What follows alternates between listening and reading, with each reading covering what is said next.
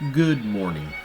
It's February the 3rd, 2026. It is 11:55 a.m. Eastern Standard Time. I am Yahweh Elohim, Yahuwah, Joshua. I am the Elohim of the Bible. Today we're going to cover some more light topics. Yesterday's video was a little bit heavy, so today I'd like to emphasize on some other things, because what will be, will be. And for those who are interested, tonight's dinner is going to be a tater tot casserole. So the tater tot casserole is fresh organic ground beef. We use 90-10. That means it's 90% lean and only a 10% fat. So I cook the meat with a McCormick ground beef seasoning, so it gives it a little extra kick. And then you use the cream of mushroom to add it in, a little bit of mild cheese, mild cheddar. Make kind of a thick type of like filler.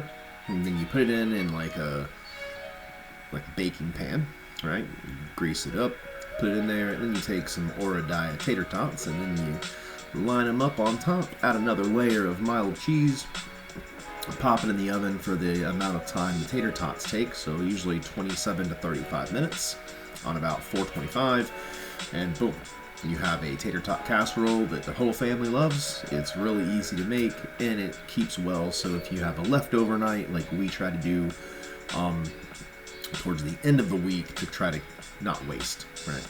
So the tater tot casserole, and then I'll throw in a garlic bread. And there we go. That will be dinner. So the next thing I wanted to do, which I was talking to Cameron last night on the couch and Asherah, I was going through the prayer lines, and howbeit a lot of adult prayers are very similar. And I've done this a time or two in the past, but so basically just kind of picking out, was it 1, 2, 3, 4? I think I did like 5. Okay, so I'm gonna do 6 of prayers, and these are from children. So prayer line Q&A sesh. We'll do that before I get into today's teaching. So a prayer came in, and I excuse me. So the prayer was, "Dear God, do you think having pets is okay, or should they stay in the wild?" So the question was, "Dear God, should pets, exist, or should animals just remain in the wild?" Well, my answer is, pets are encouraged because it helps you become a better steward, a good caregiver, and also it helps you with social skills, companionship, and friendship. So animals, there are some that are exclusively to the wild. You don't want to have pet bears, right? When I was actually a kid, I grew up in the Piedmont of North Carolina, and I used to play in the woods quite a bit as a kid. And I ended up finding a small cat. Well, I did not know at the time that it was a bobcat until about 2 months later. It surpassed the weight and the size of a normal cat, and it actually destroyed the trailer I lived in with my mother. So as an example, right, we don't want to keep bobcats as pets, or bears, or really anything that could potentially harm you. There are many good pets to have, dogs, cats. I'm not a huge fan of bird keeping, because that does not allow the animal to do its intended created purpose. But as long as the pet obviously is treated with respect, it is cared for, they are great.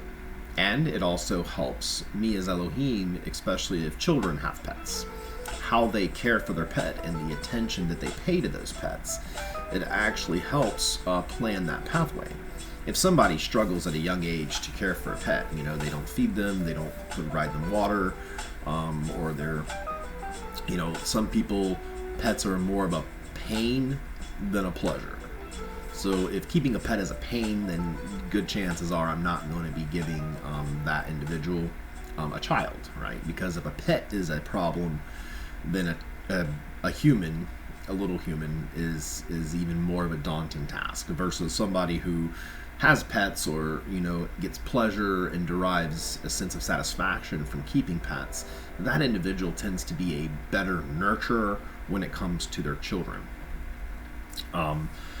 All right, and a lot of prayer things that come in from children have to do with family, and then of course pets. But go down another one, and obviously I'm not going to just say names, so we'll just go with the prayer. So this one is, Dear God, why do some bad people get away with being bad while others don't? So my answer to this is, there are lost causes. And lost causes are given ample time and opportunity to get back on track. And thus, a road to hell is, for most, a permanent afterlife. So it is a serious problem. Whereas the person on a path to heaven, they tend to get reprimanded quicker to keep them on the narrow path. So unfortunately, sometimes the bad people, right, if they're on a negative path that is an alternative afterlife to the kingdom of heaven, then they are given time, and a lot of times an intervention. So this could look like individuals sometimes, right? They've done naughties, they've committed crimes, they have to go to jail. Sometimes they end up getting spoken to by one of my pastors or preachers. They visit jails on a regular basis, which I do appreciate, and that is a ministry that has not received the amount of attention from me that I do believe it deserves. So I would like to do an additional blessing today for all of my missionaries who do visit prisons and jails, to spread the message of the good news. And there is good news all throughout the Bible.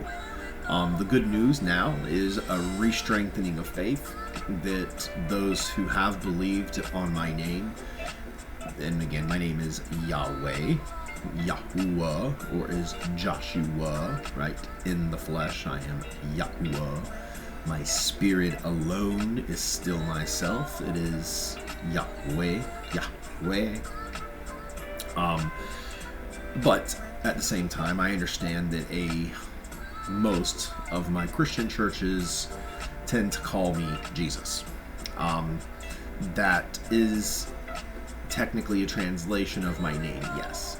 My only grievance with that is, as I am Yahweh born on earth, right? I am one God, one spirit, one flesh.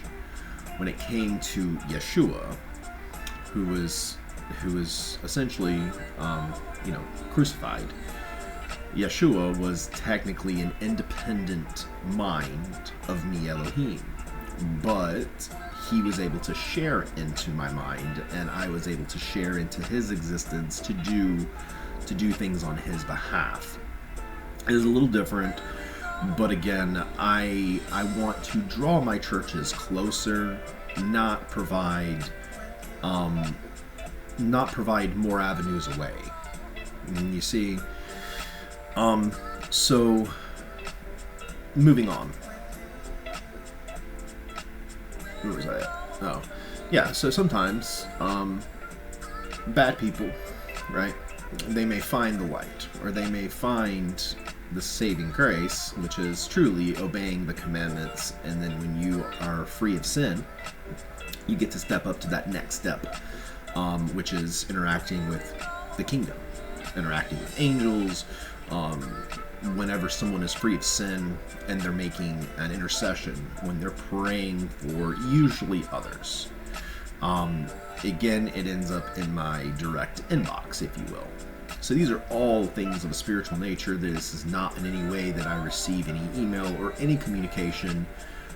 As of right now, I have received 0 emails, 0 communication, and that's a good thing in my mind, because a lot of, being authentic to truly just who I am as Yahweh on earth, but to also let my congregants know that, no prayer essentially is left unanswered. A lot of times the reasoning, right, is veiled later. And that's kind of what this is to give people a little bit of an explanation on some of the most common ones. And again, these are all from children. Another prayer is, Dear God, do you pray? So the child is asking if I, as Elohim, pray. So my answer is it's more like a meditative state of thought involving humanity. But involving humanity's prayers, needs, and their potential opportunities. Or what I call pathways. But I do not pray in the way humans pray, because I am the receiver of prayer. And, for my assistance in these things, my angels, they provide me comfort, counsel, and they carry out tasks for me. So when I am, quote unquote, praying, I'm not praying to anything, because I am the receiver of prayer. But if there are things that trouble me, or there are moments that I have, in some cases, right, earthly vulnerabilities, such as emotional states, then I will unpack that with my Asherah, or I will unpack it with my angels, usually at council. Because to be able to function in a normal way here, I have to be in a way kind of limited to some of those things. Because if not, then I would kind of I wouldn't be very effective, right, as a physical being on the earth. You see, I would be kind of, I don't want to say like disconnected, but if I spent too much time in a state of omnipotence, for example, right, it almost is detrimental to actually living the human experience and being able to sense things in a natural way. You see, let's say, if I go into an omnipotent mind frame just for a few moments, I can see anything and everything in the entire Earth sphere that I need to. I do this frequently to be able to pinpoint people, places, things, and situations that I can effectually help, right? But then I kind of shut that down, and then I have instead like little notifications in a spiritual way that let me know if this person did this or that person did this, and then they kind of chime off, or an angel communicates. But again, keeping that linear sense of self as a grounding technique. I, as Elohim, God, do when I'm on earth, which is also why, right, when I am upstairs in the kingdom, I am just the Father. I am just Yahweh Elohim, and that is the kingdom in which I built before the earth. Whenever I am on the earth, I have to be born via female, so therefore I am a son. But that does not mean that I am not the Father. I am the Father. So, moving on. So again, just to make sure I answer that, right? So why do some people get away with being bad and others do not, right? Again, if you are on the right path, then you usually are protected by individuals that care. That's a plan and a path. You're protected by angels. That is a plan and a path. And they're not going to let you deviate too far outside of righteousness. Or at least that's what they should be doing, keeping you on the straight and narrow, right? So if you're a young person and you're trying to go do a naughty, then hopefully you have a solid parental household or someone in your wheelhouse of family or closeness that's going to keep you out of trouble. The angels there is your backup. And then unfortunately, right, the bad folks, a lot of times it's because they have not the family structure. So they've never been given a true opportunity to know what goodness is. So therefore I work intensely with a lot of bad people. And I work intensely with them to try to get them on the right path. And I do this through the angels, I do this through situations, and, for what it's worth, some bad people, they end up in a jail or a prison, and they have been the worst of the worst, right? Murderers, they've been liars, they've been fornicators, they've been cheaters, they've been harmers, they've been everything under the book. And those people are still valuable to me, because I only see that as poor creature. They didn't give usually they didn't have a fair opportunity because their parents were bad, right? Or their environment was not nurturing for good behavior. And sometimes, right, earth angels that do work these prison systems on a routine basis, right? A lot of times, even drug addicts or alcoholics, when they're being visited in these institutions by people in like Alcoholics Anonymous or Narcotics Anonymous, there are so many earth angels that are in things like AA or NA, because truly the program is spiritual based, and what it really is, it's kind of masking the 10 Commandments and what it really is to be clear and properly repented, and then asking for the power of the Almighty, who is I in the flesh, but asking that power from my spirit to break the chains of addiction. Addiction is very powerful. So, moving on. Alright, let's see. Dear God, how can I prove my angel is near me? To prove to my parents and friends. Okay, so the question is, how can someone prove that their angel is near them, or essentially how to prove that your angel really does exist? So, good question. Angels are light beings. They are about the size of a popcorn kernel. They're not very big. And if you have a real solid prayer session, like if you're going to go into, like, and again, we're assuming that the individual that's trying this is not having any sin blockage, there is no nefarious purposes, right? It's all done with pure intent out of goodness. But what you could do is you could have a real solid prayer session, and make sure you ask your angel or angels to be present. And you can even videotape the room that you're in. Now, when you go back to review the video, so I would give it at least 15 minutes. If you are praying for, like I'm saying, if you're truly in an intercession, it should be at least 10 to 15 minutes on the baseline, and then you can go as long as you want or need. And sometimes there are active individuals that I can, whenever I go into an omnipotent state, I can actually feel and see current individuals that are in an intercession, and sometimes, I can even join that intercession personally. So as my actual spirit, when you see my spirit, it tends to be larger than the kernel. So the angels have a smaller kernel. When my spirit is involved in intercession, or whenever I'm looking at churches or I'm visiting congregants on Saturday or Sunday, my spirit is actually about the size of my pendant that I wear, and it's about the size of a quarter. So again, that's the difference. And some prayer intercessions, if you obviously have multiple people that are righteous, so that actual saying, to much avail is a prayer from a righteous man or woman, it's very true. Because if you have a congregation of X amount, 25, 50, 100, whatever, well, the more numbers you have, the more chances that not everybody in that group circle is actually going to be sin-free. Most humans struggle with sin one way or the other. That's why it's so important for pastors and teachers and preachers and priests to be able to identify sin and to be able to help a congregate member.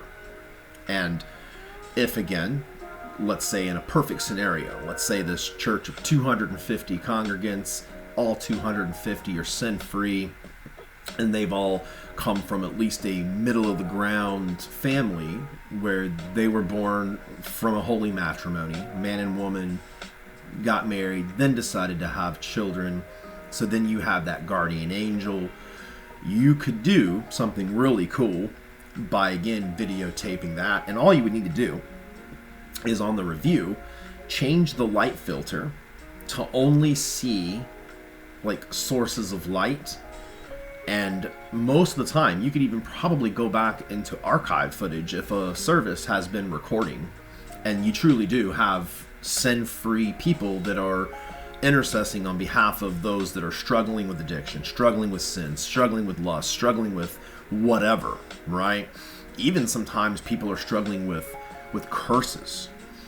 And this happens, right? Because sometimes people have have been to places they shouldn't, or they've interfered when they shouldn't. Like they've done something to kind of inherit like a bad energy, right? So a lot of the prayer guardians that usually are encouraged at the end of a service to be up front, I would encourage congregate members, get up there. Get up there. Even if you feel like you are fully repentant, get up there, because sometimes having a good cry, those very tears, right? Truly, those very tears of repentance and true, like, you're done, right? You're done. That's powerful. That's powerful. And of course, I love to show up to congregations.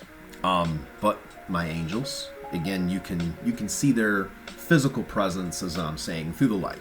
So they look like little popcorn kernels, and they can vary between a like dim sunlight, like an orange, sometimes even pink, depending on the angel and how old the angel is. It can even be a golden little orb almost.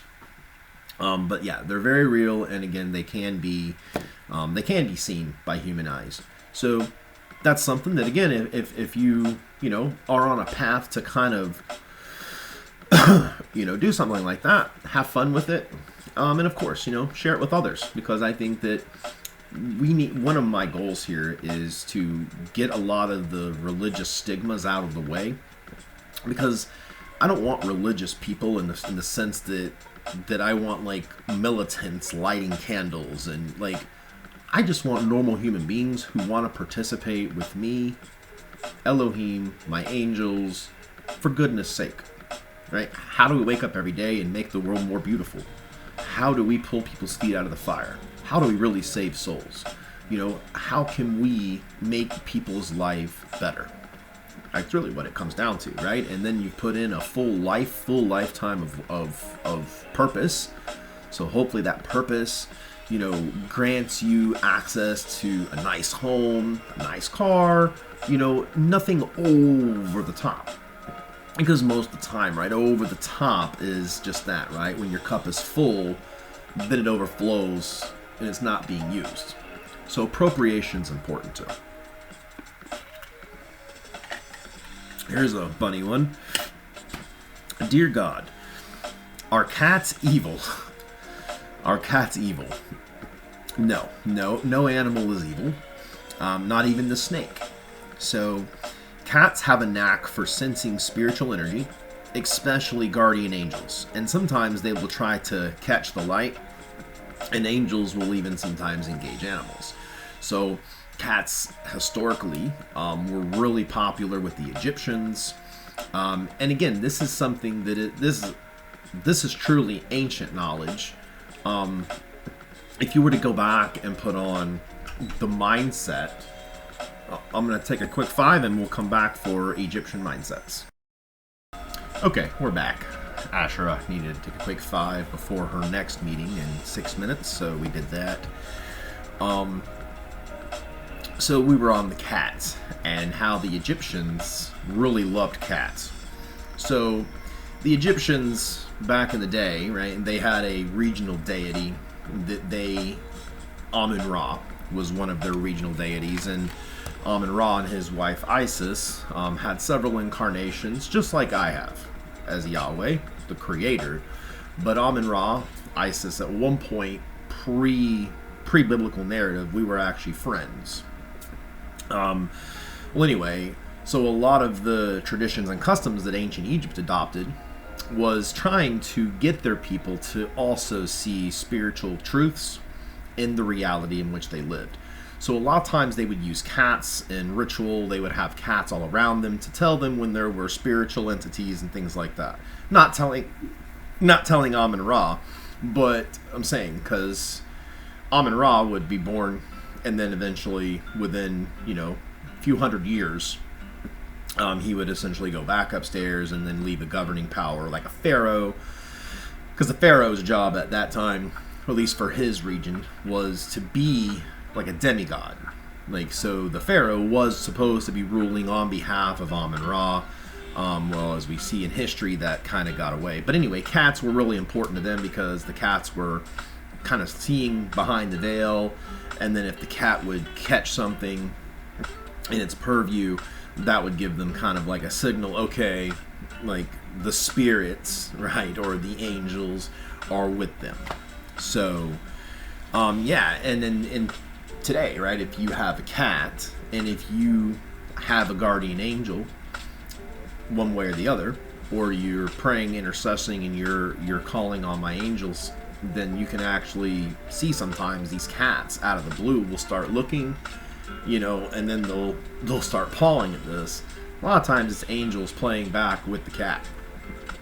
And again, all these things you can scientifically find evidence for with the invention of video film.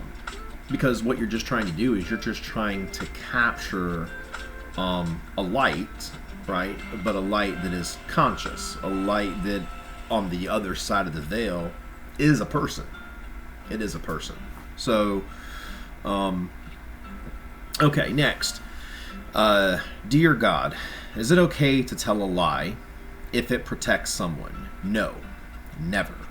Any untruth, as little as it may seem, can cause a larger problem, and it prevents me as Elohim from being able to hear prayers from that person. So, again, another one of my goals is to get people to a point of being sin-free. When that person can do that, and they begin seeing the supernatural truths of the kingdom of heaven, that begins to inspire someone. When someone is thus now motivated by physical kingdom spiritual truths, most of the time they don't revert back to sin. Because now, instead of the allure of sin, they have the allure of saying, I want to see more, Father. I want to see more of these angels. I want to see more miracles in my life. And then that person is then what the Bible describes as an overcomer. Then that overcomer can go out and talk to someone who's 30 rungs below them and say, hey, I'm telling you, the sin that you're doing may seem appealing right now, but what if I told you that if you get sin free, follow the Lord, the creator, right? Who is the Lord? I am the Lord. I am Yahweh Elohim in the flesh. And when you follow me, right, you're going to see these same kingdom truths that I have told you, but then you will see them in your physical reality. That will begin to break down the box barrier that humans have made for themselves, saying that, the only things that are possible is what science can tell you. Faulty, right? If we were talking about a graph, science can tell you about that much of what can be studied, compared to that much that is actually in existence, right? How smart would you think an ant could be if you know the nature of an ant is about in that ant pile? The ant could probably tell you all about the inner workings of the anthill, could even probably tell you what the best sand or the best type of soil is to build their home. They could be experts on that. But what chances does the ant have at telling you the experience of a bird? Right? The ant is not even in an element of understanding.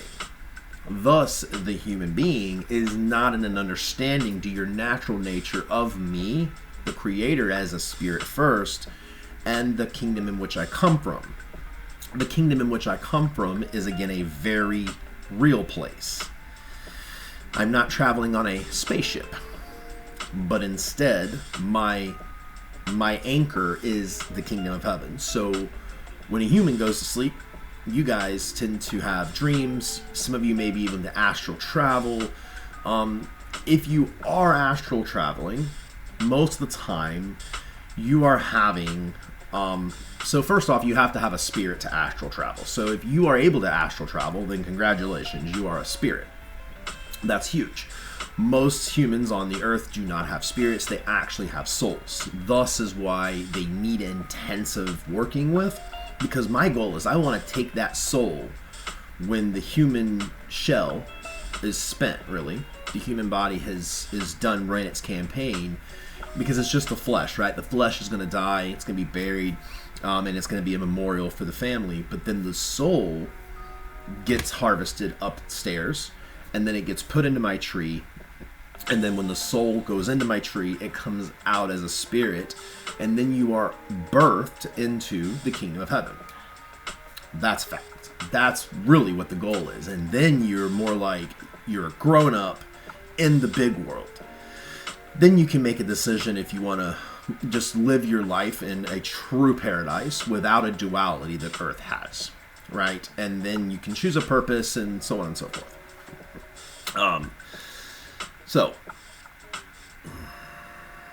So anyway, yes, lying obviously is huge, which is why, one of my biggest problems with like my name and its elusiveness to people is it is in no way to try to trip anyone up, right? It isn't. I mean, I am the God of the Bible. That is a fact, through and through, okay? And I have nothing but goodwill and good intent for humanity, right? But at the same time, right, as a good father, but also as a good steward of my entire creation, right? I'm like the captain steward. I'm here and I see a lot of the problems with the creation and the inhabitants on it and the struggles that everyone's having, because when I see human suffering, it isn't a one-off. 100% of the time, these human sufferings come from roots of sin. 100% unequivocal. So any person, right, well, not any person, but my point is I try to get to the root of these problems, and then I want to treat the root. I want to treat the roots of evil so they do not grow anymore. So it is no longer a desire for humankind. I want humankind to take their free will and to desire goodness, to desire righteousness, right? For example, Jelly Roll was a person who, before he was famous, I knew Jelly Roll. Asher is a witness, because I was actually determining between two individuals that I was going to raise up into a bit of a fame, because I wanted to see if they were ever going to be able to be useful for me in my kingdom. So this was years ago. This was like a while ago, years ago. And so it was the decision between FJ Outlaw and Jelly Roll. And at one time they intermixed and did a song together in which Asher and I were discussing amongst ourselves. Obviously, we've never spoken to them in the flesh, but as God, Goddess, both spirits, but spirits of Elohim, then we determined that Jelly Roll was the better bet, right? And here we are today, right? So I appreciate Jelly Roll's shout out, because I'm obviously no stranger that people still refer to me as Jesus. It does not necessarily obstruct me from working with someone, right? Because that's, to their understanding in these moments, that's all they know. And that's okay. I'm not penalizing people for that. But when people get the truth, right? Get my name, like my real name, like I'm Yahweh, Yahuwah, right? The burning bush, the tablets, like dealt with Father Abraham, like did the plagues to Pharaoh, and then of course, in my opinion, some of the greatest teachings that humans will ever receive can only come from me, which is where Jesus or Yeshua comes into play, right? And then those teachings about righteousness, of godly living. That's not good. It's a breaking news article from the Times of Israel, and it says the United States shoots down an Iranian drone approaching an aircraft carrier.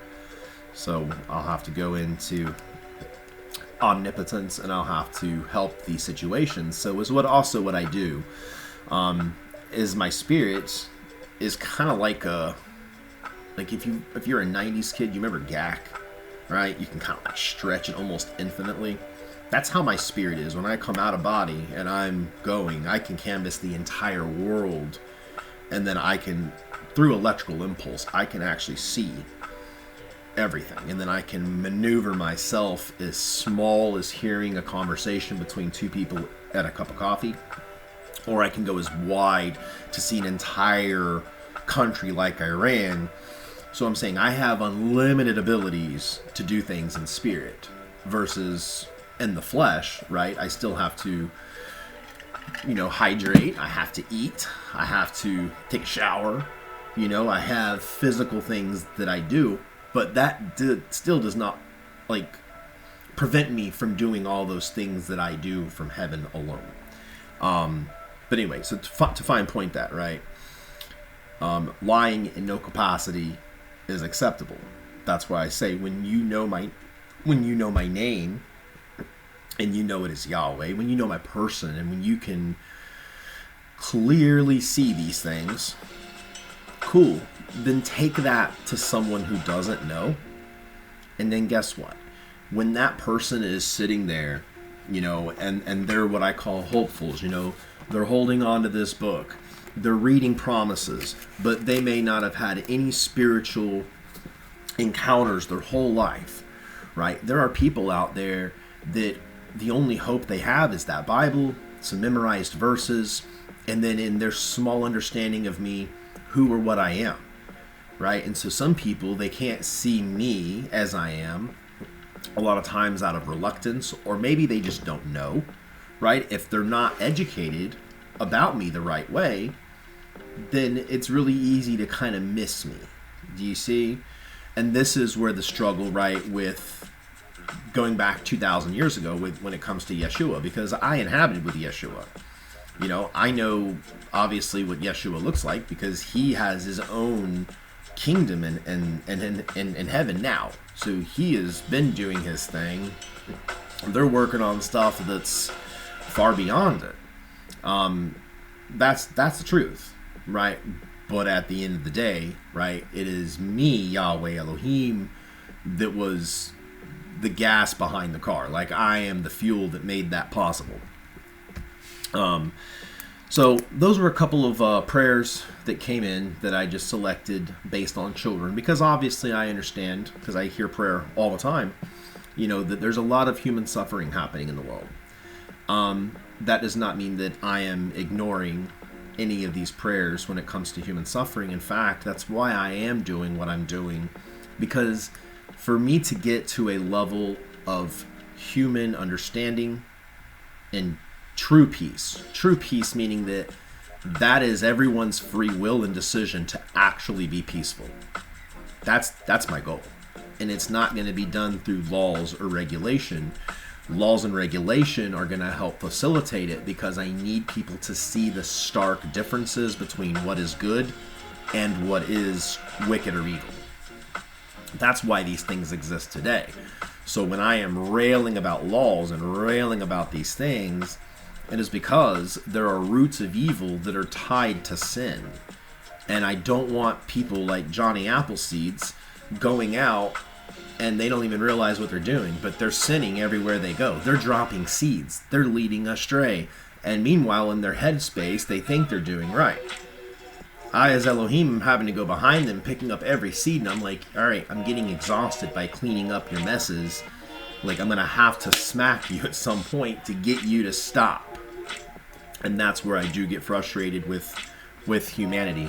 I'll bump this down here. Okay. I don't know. Where are we at? Maybe I'll change the song here. This is Deep Focus Energy Boost. Who knows? Maybe it's cool. We'll see. All right. Moving on to today's teaching is, so I don't watch the Grammys or anything, but obviously I have gotten wind of some of the comments that were made. Obviously, Jelly Roll, kudos to you, because you are looking good. And, I do want to say that while the hard life, right, reflects poorly upon good humanity, good human beings, it's never too late to change, right? It's never too late to change. It's never too late to surrender sin and say, Father, I'm willing to give it up to you to correct my path. I believe strongly from the human point, right? I believe that God is bigger than my problem, and he sees my sufferings. So it's like a not a deal. I hate that. It makes me feel weird about deals. It's not a deal, but it's almost like if you sacrifice your sin, I'm going to give you promises. But again, if you've dug yourself down so deep, right, and you've kind of married your sin, some people have, right? There are rich people that have married their sin so deep that for them to correct their behavior would mean losing their income. Well, that those people would really have to decide what's more important. Is it important being rich for the next 50, 70 years of your life, and then you have to do it all over again under different circumstances because you failed to clean up sin? Or would it be better, it is better, for the human to identify those sins, right? If it's mismanaging money, whatever the sin is, right? Because that's what I'm saying. They would have to give that up, walk the straight and narrow, to then be on the narrow path to enter into the gates of heaven. So, good job, Jelly Roll. Appreciate the call out, and you know, I'm glad Asher and I made that decision, you know, for you. And it's not that I've abandoned, you know, FJ Outlaw, but he is dealing with his own, in quote, kind of demons. And that's okay. You know, he, I think one day too will come out of it. And on that note, while I'm on kind of thankings, I want to give it up for RFK Jr. Like, talk about being on purpose and connected with me, Elohim. I mean, RFK is so in line that I'm telling you, I don't even get done like with the image graphics for my video until I see RFK, you know, passing some legislation that is exactly what I've been talking about. So what just a genuine good pick. Like, I really do. I appreciate RFK. He has his family, believe it or not, is like, he's a I don't know if, I think he's a brother of the John F. Kennedy, who unfortunately was assassinated. But even John F. Kennedy, right? He was an upstanding person. That was back when Democrats were normal. Like, that's when you really did have just a good two-party system, you know. But nowadays, I don't even like mixing the political names and things, because I don't want to turn normal people off to obviously me or the truth. But it just gets very, very hard in a world that has labeled things so much. Like, for me to make any progress and understanding, sometimes I have to kind of join in the labels, which I don't like. So it's a bit tricky when it comes to dealing with humankind, because, right, one individual could have 150 years of bias, a family root, like all these different aspects that make up the unique individual. And what I may say on a Monday resonates with this person directly, but then turns 5 others off. Then if I say a message on Tuesday for those 5 others, it may have just clicked 15 others off. So it's a bit of a pain in the ass, forgive my language, but it's still a process that we are going through.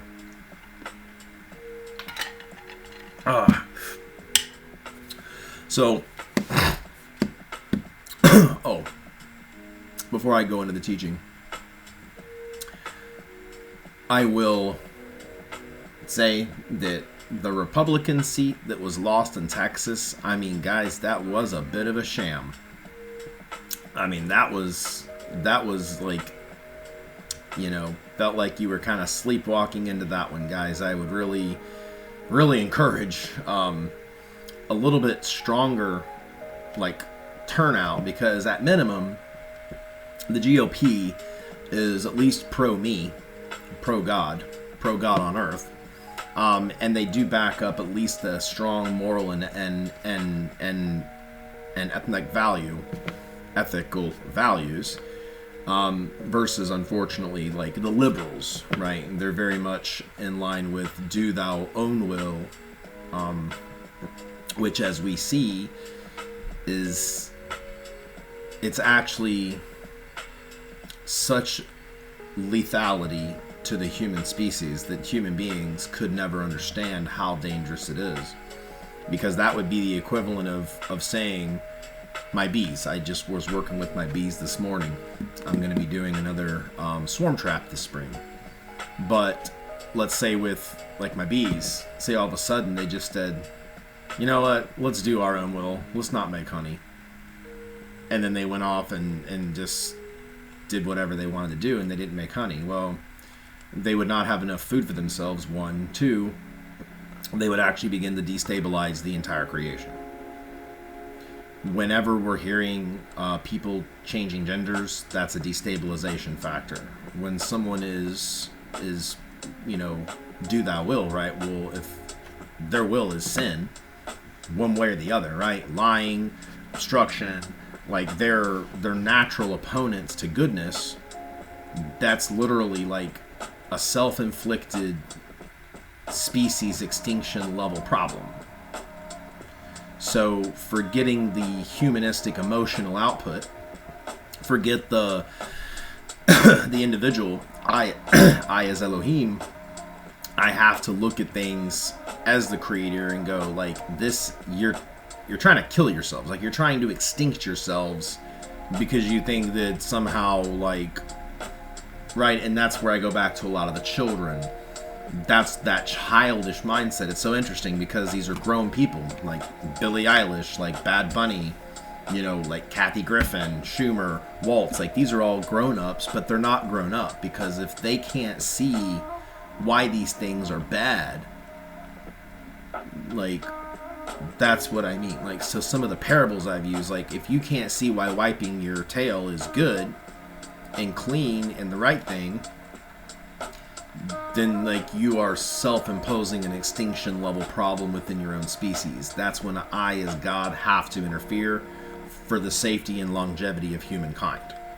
Because let me here to tell you, I finally got humanity at this level. Why would I want to destroy the progress that you have all made? Over the last 250,000 years, you guys have been like a big component of everything. So I definitely do not want like the destruction of Earth. I want the rehabilitation of humanity. Like that's what I want. And unfortunately, some of the only tools I have as Elohim are judgments. Like sometimes it takes the rod. It takes people to have that realization that, like, yes, I save. Yes, I deliver. Yes, I am all in one true Elohim. But I have to sometimes lay down the law. And I know it hurts feelings. And, in some ways turns my own churches against me. But only for a short time.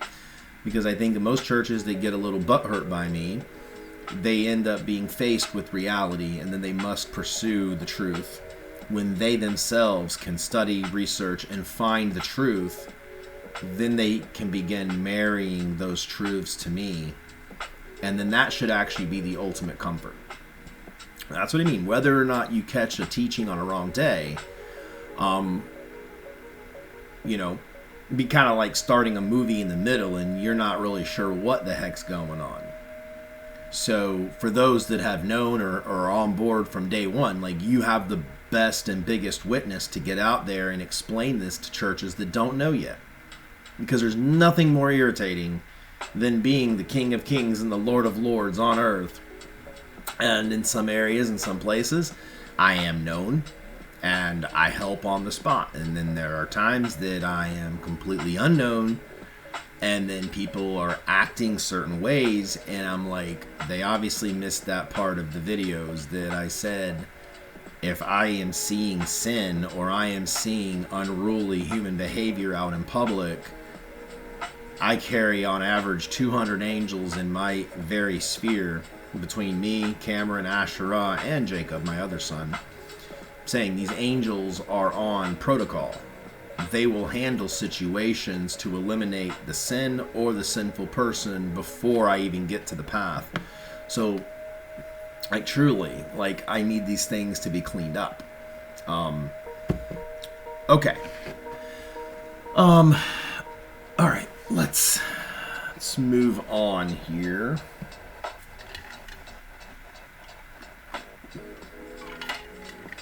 All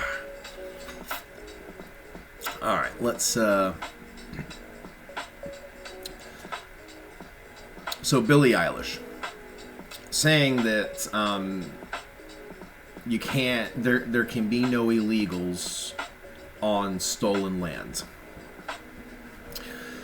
By that mentality, there is actually no people group that is actually native to the creation.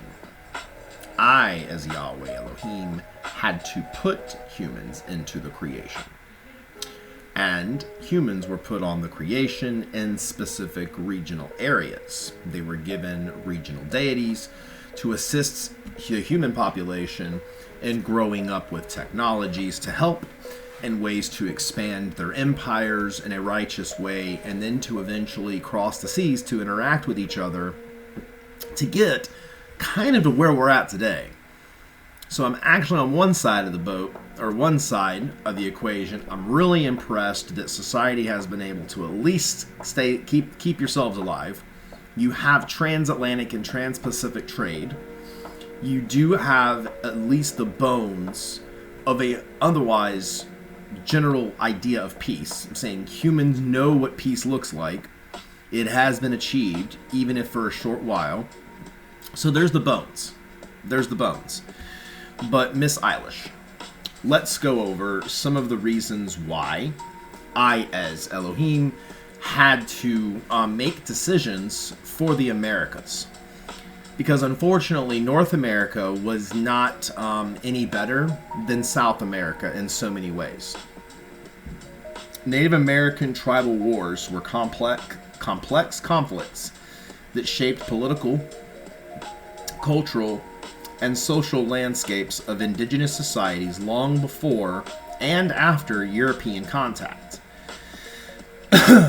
Native American tribes engaged in warfare for various reasons, including territorial disputes, resource competition, social cohesion. Contrary to the myth of a uniformly peaceful pre-colonial America, warfare was a significant aspect of tribal life, influencing migration patterns, alliances, and cultural practices. So, pre-colonial conflicts, in summary,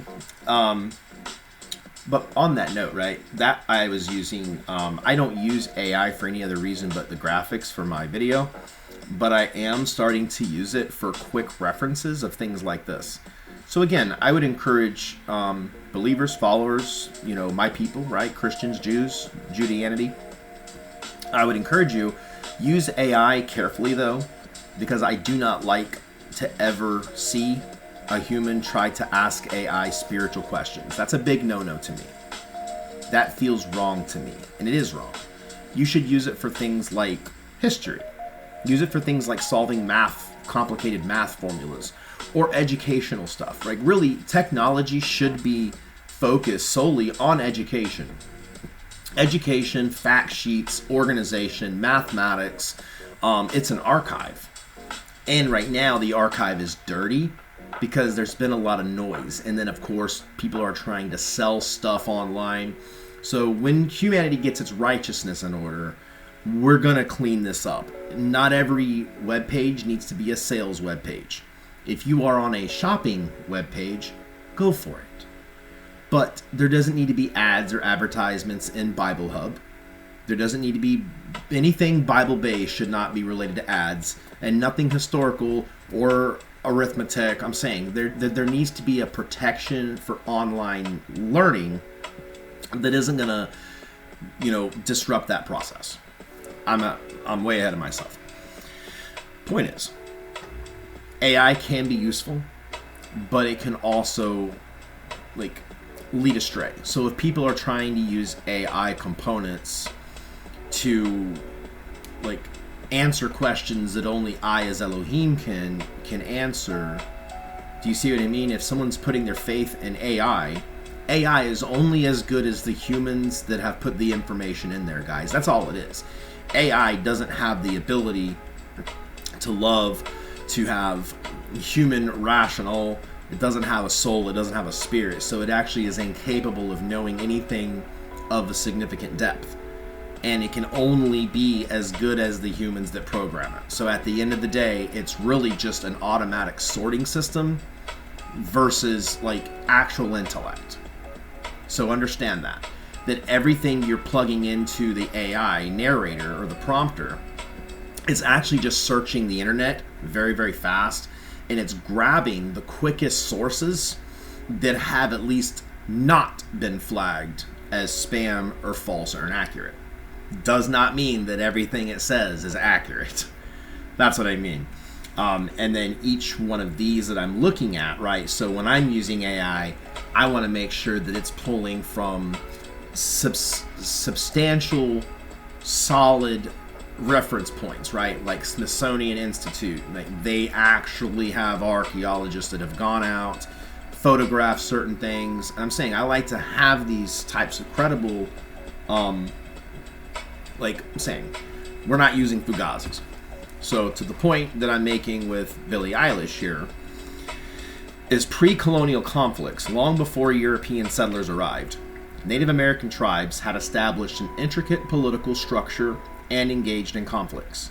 These wars often involved alliances and rivalries, with tribes like the Iroquois Confederacy utilizing sophisticated diplomacy and military tactics to maintain dominance over rivals. The American Indian Wars. From the 16th century to the 20th century, numerous armed conflicts occurred between Native American tribes and European settlers, as well as the U.S. government. These conflicts began with the Tigay War in 1540 and continued through various wars, including the Apache Wars, culminating in the Renegade period of 1924. The frequency of these conflicts increased significantly during the 19th century as contact between Native Americans and settlers became more common. The cultural significance of warfare. It played a vital role in shaping tribal identity and unity. Many tribes had warrior societies with distinct rituals and codes of honor. For instance, the Comanche and Lakota tribes became renowned for their marital prowess. And, again, I won't go through the whole thing, I'll go through a little more of it, but so there were constant war. So even in the situation that if one tribe overtook another tribe, and I mean we're talking hundreds, thousands dead. If one tribe overtook another tribe, it wouldn't be but 6 months to a year, usually like the following spring, then they would retaliate. I'm telling you, there were hundreds of years nonstop where there were wars almost back to back to back to back to back to back to back. This was very similar in South America with the Aztecs and the Mayans. And the problem I had was the regional deity. One was Teotihuacan. Teotihuacan, again, and I at one point had a fairly good relationship. My problem with Teotihuacan is he began using fear and sacrifice, primarily children sacrifice, to gain respect out of fear from people. Well, what ends up happening whenever I fire a deity like Teotihuacan, right? Then he is shut up upstairs and he's in his own deal. He's not ruling and reigning, but yet he's a participant still in an off-distant land. But that then leaves the problem of the humans down now in South America. They will begin like, where'd my God go? We're going to sacrifice more kids. We're going to keep doing bad behaviors. And then guess what? Just like modern humans today. Then you would have factions that break off and say, well, we want to do it this way. Well, we want to do it that way. Well, guess what happens when humans disagree? You fight. And usually it starts off on a political, and then it goes into like kinetic war. And then that's really what kicked off, right? Is then we had the South American Wars. The only real way to stop the South American Wars was again to beat back the numbers. That came through several cases. Mumps and measles were introduced into the South American jungles through European colonies, and then ultimately through the North American the settlements in 1492 brought the Europeans over to America. Now, at this time, the let me see here.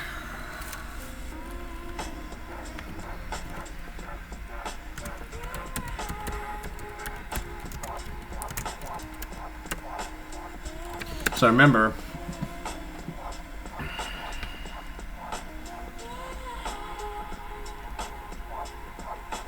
in 1492, actually, when was, let's say,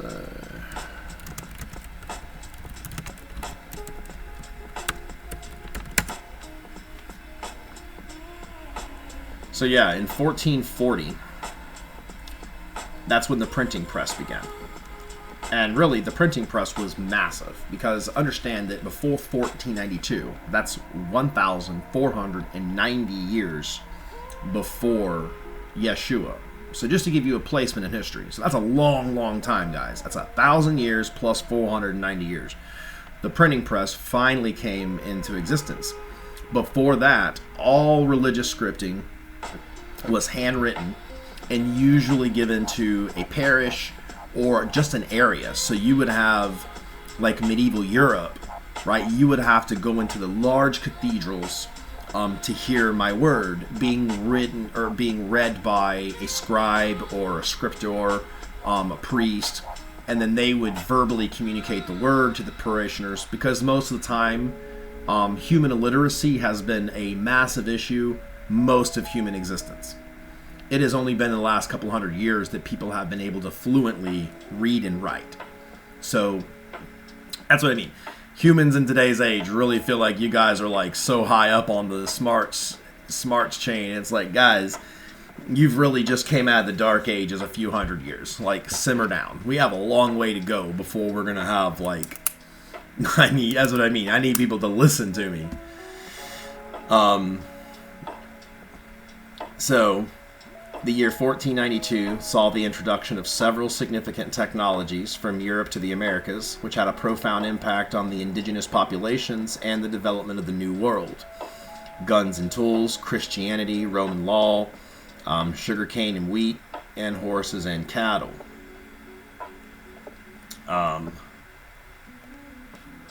Oops. Oh no, I lose that. Oh yeah, okay. So classical antiquity. So remember, Europe by 500 AD, only 500 years after Yeshua's crucifixion, that is actually when Europe started seeing a classical era where they were using modern building techniques. We had the arrival of actual castles being built. We had aqueducts that was a ancient technology, then it was lost, and then it was refound in the classical era. So 500 years after Yeshua.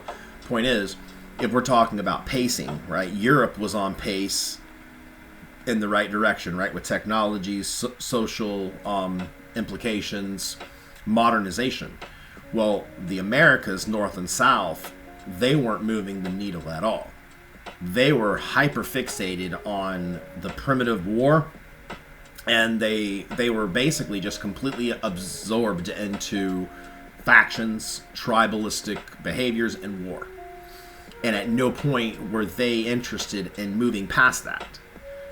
So very much like when we're talking about the Hamases, the Al-Qaedas, the Iranian regime with Ali Khamenei, these are the same type of things that when I was mitigating the Americas to make way for the New World and the Europeans to settle, and here we are today, I had pretty much the same kind of situation. I have a group of people that were archaic. They were waiting on Teotihuacan, never coming back. And basically, like, that entire chapter of Earth history needed to be closed. It wasn't beneficial anymore, and it was not going in the right direction, right? I don't want children sacrificed. I don't want people committing murder, and I definitely don't want regional wars happening for any and all reasons. Yeah. So, moving on, I will close this one down as we go. But yes, and then the printing press is such a big one because remember before that they were just reading stuff in churches. So the actual church congregants, they only knew what they were being told, which is why it is a bit of a it's a bit of a gut wrencher for me, right? Because with the inventing of the printing press, they basically had to decide on like a universal name for me. And I guess they settled on Jesus. But whatever. I still don't like that name, and I was still right to be called my normal name. But so if you imagine, right, Christopher Columbus kind of sailing on the ocean blue. I'll start out the way. And they would come over on these kind of ships, right? So that's what I mean. Just this ship alone, was a level of technology that the indigenous people didn't even know. Like, they thought these massive white sails and then these huge ships tied with cannons, and then they're docking, they're porting, and they're coming in with barrels of whiskey, they're coming in with all kinds of European things, and then to the indigenous, they were just like amazed at first. And then it quickly, you know,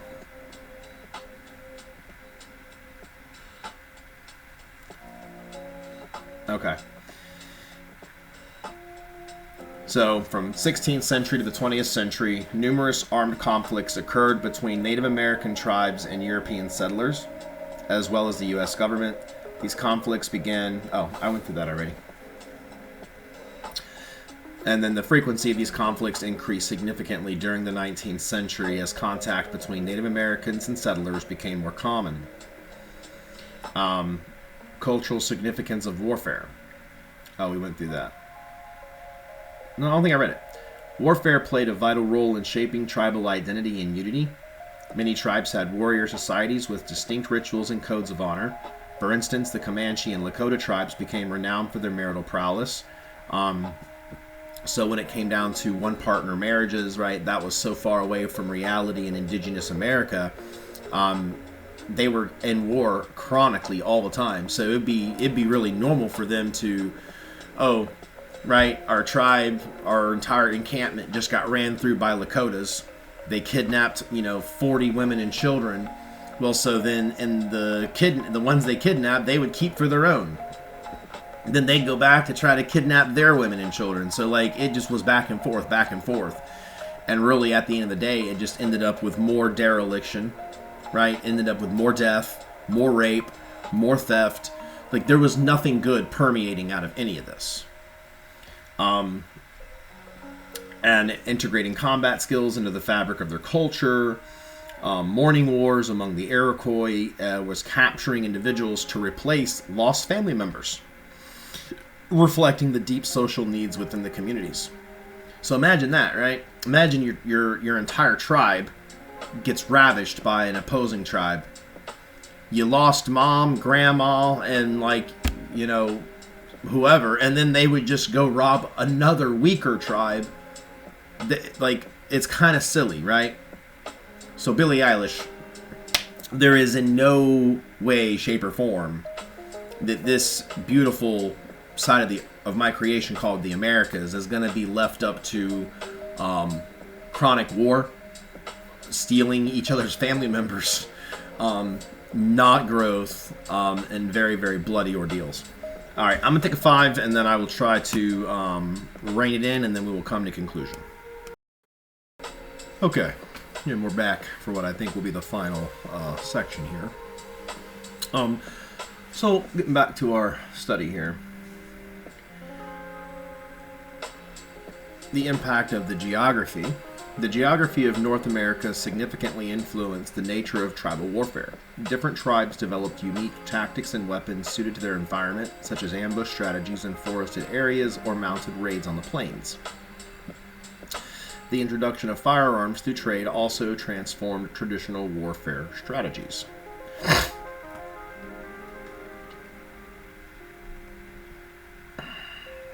Alright, close that one out.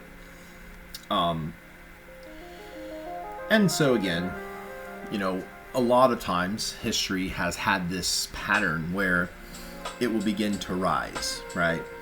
And then at the top of that is when you have feudalism, where kind of we're at right now, where you have strong political opponents all around in some, right? So imagine it starts off like indigenous tribes, right? They're on the same land, they're fighting. Well, one overtakes the other. That idea is what flourishes. Then you have an external factor coming into that land. They're fighting, and the one overtakes the other. Now, this is where the only opportunity for true peace. I am chilly. It is still cold after Ashura's little cold blast there. I'm ready to get to spring. I love the warmth. I do not like the cold. And so now, right, we have regions all around the world that are, at least connected.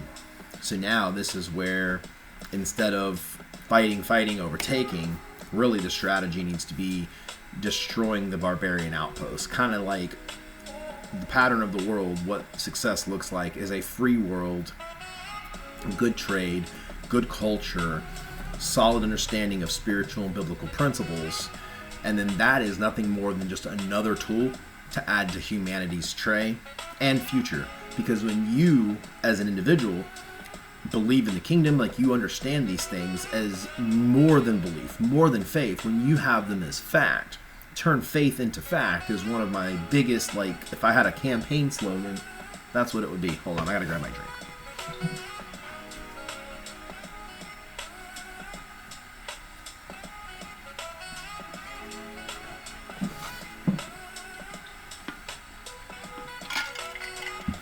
And a lot of this starts off where what made the Europeans successful was having a code of law.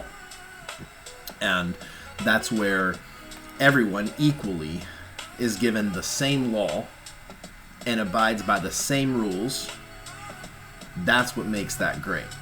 When you have, again, the special interests. So when you have like the Billie Eilishes saying, well, forget the progress of America. Like, we should have been back in the Indian days where moms are getting stolen, kids are getting sacrificed. They're, like, that's heathenism. That's barbarism. That has been the number one issue for me as Elohim since day one. As I said, this stuff started back in, the Horn of Africa, the Middle East area, where the first wars were from hunter-gatherers meeting at resource locations like the date trees. Like, they were big quantities in certain locations, so they would migrate to these date tree, like, fields almost, deserts, and they began fighting because they felt they needed the resources more than the other. So the point being, right, is I need everyone who is not an American citizen to get out of America, because I need to get a head count so I can begin working with the Treasury of the United States to start sending help where help is needed. So what makes me most mad is I have people that need my help. They need the government benefits that already exist, but I can't get it to them because they're fighting a non-just cause. They're trying to keep illegals in America, and they're trying to paint it as racism. Guys, it has nothing to do with your race. How is what I mean. Like, that has nothing to do with the other. It has everything to do with people that are not citizens. I need every citizen, so I know what we have to work with. I need to know that the bottom 10% of society is disabled, or they're unable to work, or they're unable to do certain things, and so there are people that really are going to get kind of handouts. But those handouts are going to come with an expected progress. You see what I mean? But if I am helping people that aren't supposed to be here, I'm taking away the resources that are for the American citizens, not citizens that aren't supposed to be here. So when it comes to ICE is doing a job.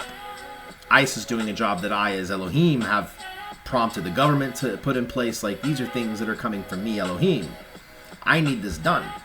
Once I know exactly who all Mexico has, I can begin working there. Once everyone kind of goes back home, that's what I mean. I want to see Mexico flourish. If Mexico flourishes, they're not going to be crossing the Rio Grande to come into Texas. If I can get South America cleaned up and on the right track, they're not going to be wanting to come to America. But I have to start with America. So again, it doesn't matter if someone's German, if they're English, if they're Australian, if it don't matter. Like, I need you people out so then I can get a head count of who's in the house, who's supposed to be here, and then when we have elections again, I need to make sure that every vote that is cast is a legitimate vote. Not a dead vote, not an illegal vote, not a coerced vote. And to the extent that, voting pre-1950, you had, let me double check my facts. Well, alright, I'm not even going to go that route because I'm getting too far long today. But my point is, the vote used to come from, like, the male of the house or landowners, because the landowners were the ones who were paying taxes, they were funding programs, they were the only voice that mattered because they were the ones that were moving the lever. Then the vote got extended to women, because then women began to work, so therefore they needed their voice to be heard. And then, of course, with the movements in the early 50s, 60s, obviously the black vote, because they're working. Like I'm saying, it was all about who is a producer in the country. If you're a producer, if you're a citizen, an active U.S. citizen, then you get to vote.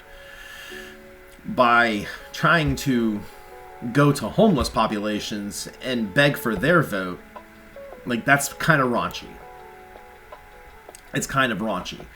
I personally don't believe that the homeless, but this is a double-edged sword, right? So this is one of those things that I lament on with Asherah, so we can try to figure out the right path, because it's a little muddy right now. One side of me says that if they're homeless on purpose, they don't deserve to vote. They're not a productive citizen of the United States, right? You would thus need to have, like, a home. You need to have a dog in the fight, okay? If you're homeless, you're not in a position to vote. You are in a position to receive help from the government, right, with job rehabilitation or job training. There should be some type of housing. Even if we needed to take connexes, they're some of the cheapest things to make. A connex is what they use to import things from overseas.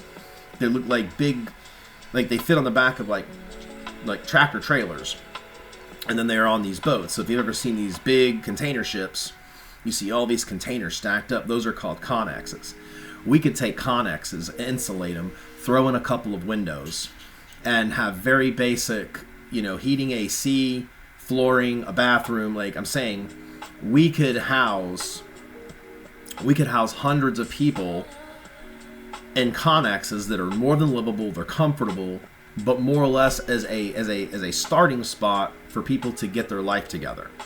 So the goal is not to like move into a connex indefinitely. But if you are on the streets of New York and you have no home, you need to go to like one of these locations. Same thing anywhere around the country. I don't think that these places should be like, we don't need one in every major city, I don't believe. But I believe that there is enough open federally owned land in every state that we would be able to build kind of like a Connex village, and it's all about rehabilitation.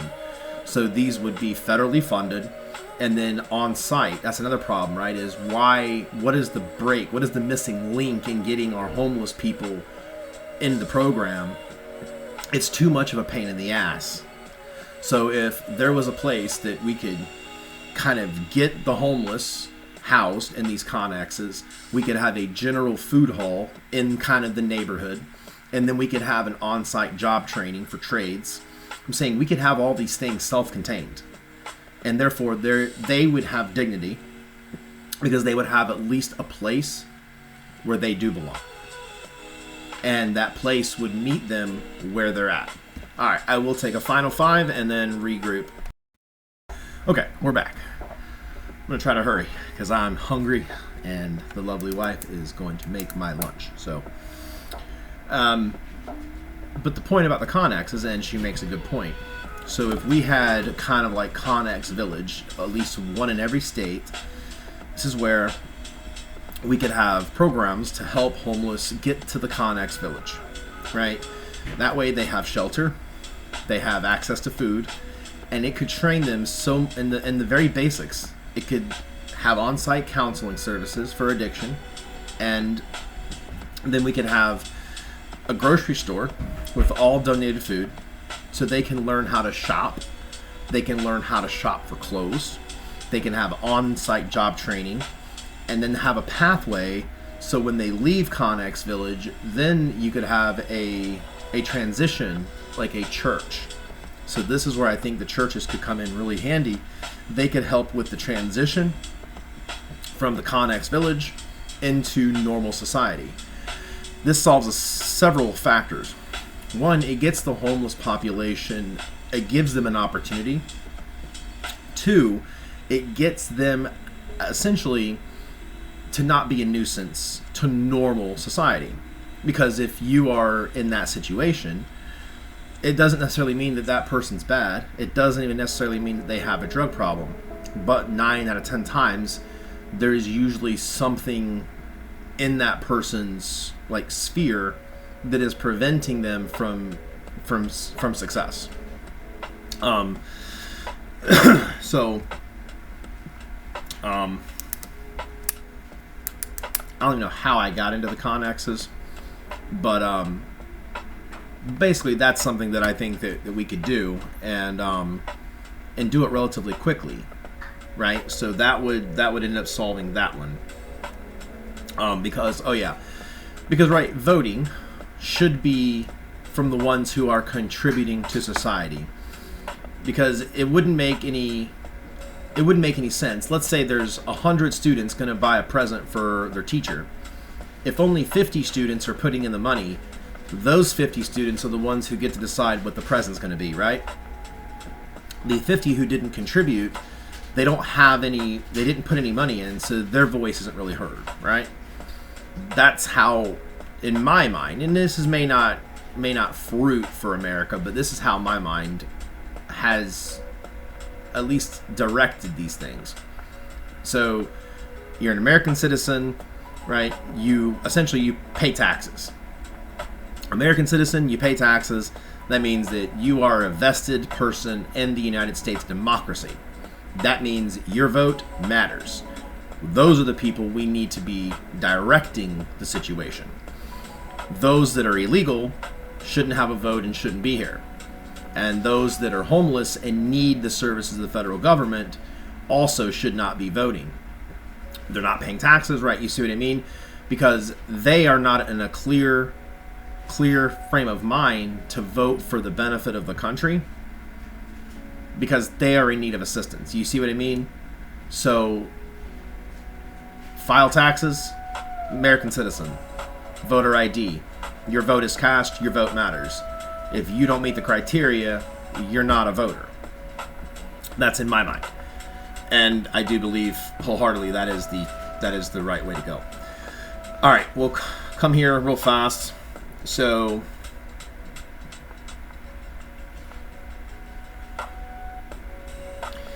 and then religious transformations. The Protestant Reformation of 1517 challenged the Catholic Church's authority, leading to significant religious conflicts, including the 30 Years' War, 1618 to 1648, and the rise of various Protestant denominations. And again, these are that bell curve. This is when society is going up and up and up and up and up, and then they get to the top, and then they begin having like feuds about opinions, varying ideals of how society should go and who should do what and when and how, where. And then usually it's the stronger overtakes the other. So hopefully at this juncture we can get rid of the barbarism, which is Iran's situation, get those bad actors out of the way, and then the remaining nations that want to participate in the free and open world, right? They abide by humanitarian laws but international laws, and then their prerogative, right, is success for their people and success all around. And then that needs to be the thing that brings everyone together. Trade, success, piety, and then truly righteous society. When that milestone is met, then I, as Elohim, will begin opening up a whole new creation for humankind to dwell in for the future, which at this point is going to be Mars. And again, all I have to do is drop a power core into Mars, and begin putting microbial life down, which will begin to produce oxygen. Oxygen's going to produce a bit of a bubble effect, and then I'll readjust sunlight and radiation, all these things. And then within 24 months of me putting the core in Mars, you will actually begin to see Mars going green. First, it will start with algae. Then it will begin to take off with types of I can't remember which is which, flora or fauna. But basically, you'll start to see the greening of Mars. And that'll be a pretty significant milestone. Okay, I think that's everything I wanted to cover. I'll save the rest for tomorrow, so I'll make notes of that. But other than that, I hope everybody has a good rest of your day, and we'll see you back here tomorrow.